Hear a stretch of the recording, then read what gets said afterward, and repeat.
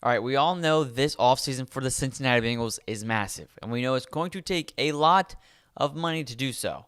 One, the NFL, there's two good things coming up. The NFL just announced that the salary for the cap space, for the salary cap space, is going up significantly, so that helps out a lot. And then the report we're going over today just remove some of the Bengals that don't deserve the money that they're making, and then boom, you can sign all the guys you need to sign. Before we jump into the report, which I'm going to be reading all of it, don't forget to subscribe to the Bengals Digest channel. We're on the road to 1,000 subscribers. We're at over 900 right now, and I promise we can get to 1,000 by the end of February. I thank you guys so much for all the love you showed on the channel, but only 15% of you watching right now are subscribed, so please do me a huge favor, hit that subscribe button. But let's jump right into the report. NFL.com points out trio of Bengals that could get cut this offseason, and when they say could, I think should, or significantly less money. First, NFL.com's Matt Okada, this is him. This is the guy. Matt is the guy that wrote about these three players that should be cut. But anyways, a few notable cut candidates for the Bengals this offseason, including Sam Hubbard, Sheldon Rankins, and Alex Kappa. The two defenders may not be Bengals for much longer after disappointing 2024 seasons. We've talked about all three of these players already so far, but we're going to do kind of a deep dive into it today. The Bengals defense has been a bit of a roller coaster ride in recent years, but Sam Hubbard has been a consistent piece of the edge since he was drafted in 2018. Unfortunately, both he and the defense as a whole had awful seasons in 2024. Hubbard matched his career low with just 2 sacks and set a new career low with 3 tackles for loss. His 47.6 Pro Football Focus pass rush grade was dead last among 69 edge rushers with at least 500 defensive snaps. Letting him go would create $9.5 million in cap savings. Cincinnati needs to retool its defense, and this would be a great starting point. So obviously, yes, I've said multiple times, I love Sam Hubbard. I think he's definitely one of the leaders in that defense. But the fact that we're paying him $10 million a year is far too much. It's way too much. If we can get back with cutting him, if we can get back $9.5 million in cap space, that would be huge for Cincinnati. Like absolutely huge for Cincinnati. Going to sign the players that we need to sign, and maybe even going to get free agents. Especially, you could probably go get Chase Young, who's a free agent, right? Chase Young, defensive edge, who has a lot of talent, who could be, if he goes to the right situation, be an elite pass rusher. Bring him in for $9.5 million. You could literally replace Sam Hubbard, maybe even bring Chase Young in for less than that, and be fine. But let's continue on the report. Another potential casualty of the 2024 Bengals defense debacle could be Sheldon Rankins. He just signed a two-year deal with Cincy last offseason, but he missed 10 games and was not particularly good in the 7 he played. First off, I'm praying for Sheldon Rankins because he missed 10 games because of illness. Literally, at the end of the season, it was like 8 games in a row he missed due to illness. So hopefully whatever he's dealing with, he's okay now. But he earned a 46.2 run defensive grade and a 58.9 pass rush grade from PFF, and totaled just 18 tackles and 1 sack /TFL/QB hit, which came against the league's most easily sacked quarterback, Deshaun Watson. Cutting Rankins will save Cincinnati another $9.6 million against the cap as it seeks to fix this defense. Speaking of Sheldon Rankins, yes, Sheldon Rankins, for what he did this year, making way too much money. He needs to be cut. I know he was dealing with a sickness this whole year, but when he even played, like this report said, he wasn't the greatest. And paying him $10 million to do what he did, way too much. Way too much. If you cut both Hubbard and Rankins, we're up to like $20 million more in cap space, right? A significant improvement. According to PFF, and I don't even think if we got rid of the two, our defense wouldn't get worse. It really wouldn't get worse. With the younger guys that we have, putting them out there, we would probably be the same, if not better, than getting rid of those two. Sheldon Rankins, we didn't really have him for the season, so we already know what it's like without him. He basically didn't even play.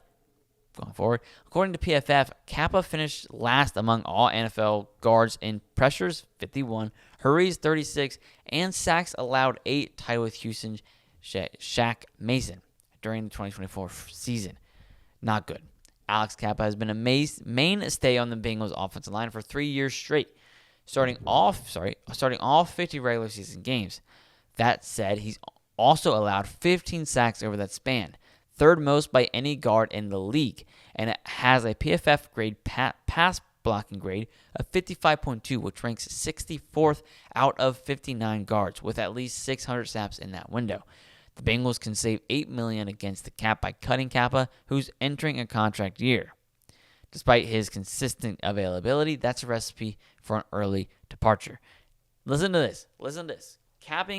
Cutting all three, Hubbard, Rankins, and Kappa, which cutting them would probably make our team better.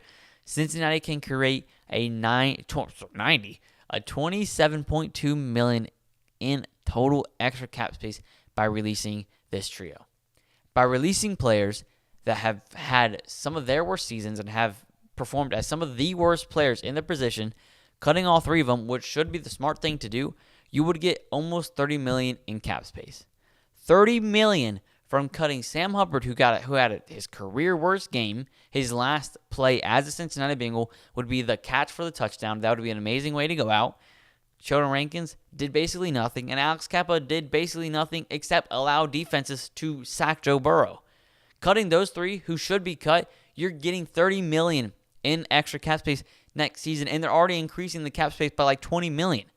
That would add $40 million amount to your cap space when our Bengals already have about $70 in cap space. We would have one of the most cap space availability in 2025, in the offseason where we need it the most. These three should be cut 100%, because then it allows for this. With just that contract, with just releasing them alone, if it's $27.2 million or whatever it was, $27.2 million alone, you could spend that money to re-sign T. Higgins.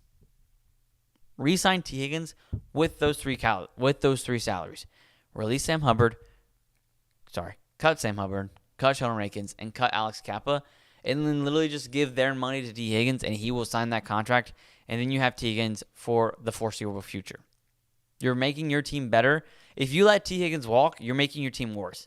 If you cut those three, you're making your team better. Why is it not being done? And then even with that, the way you structure contracts, it would also be making room for Jamar Chase and Trey Hendrickson. The Bengals, in the most pivotal offseason of the franchise, Cincinnati has to make the hard decisions of letting the guys that aren't going to help them win a Super Bowl go. And those three are Sam Hubbard, Sheldon Rankins, and Alex Kappa. Those three are not going to help the Cincinnati Bengals win a Super Bowl. They will not help us win a Super Bowl. And they're taking up a lot of money. Almost $30 million cap space a year, taking up that much money, being the worst of their position. And we're paying them $30 million a year to do that? No. No. I love Sam Hubbard, and it hurts me it pains me. I'm a Buckeye fan as well. It pains me to say we need to cut Sam Hubbard, but it needs to happen.